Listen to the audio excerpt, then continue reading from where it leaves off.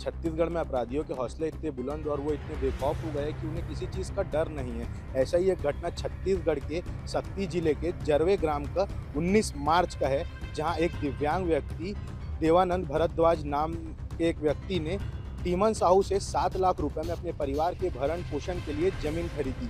पर टीमन साहू ने उसे ज़मीन का पैसा लेने के बाद घुमाया। घुमाने के अलावा उसने उसके साथ कुछ नहीं किया।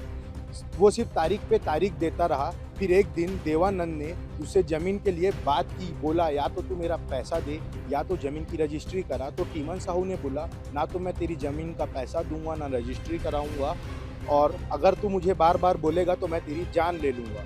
यह चीज़ बोलने के बाद देवानंद डर के अपने घर चला गया। एक दिन मौका पाते, जिस दिन देवानंद अपने ट्राइसिकल से काम के लिए जा रहा था, टीमन साहू ने मौका देखते ही कुल्हाड़ी से उसके सर को काटा और सबूत मिटाने के लिए उसे उसके ट्राइसिकल के साथ बगल वाले खेत में जिंदा जला दिया। इस पूरे मामले को लेकर सक्ती पुलिस सख्त हो चुकी है, आरोपी की तलाश कर रही है।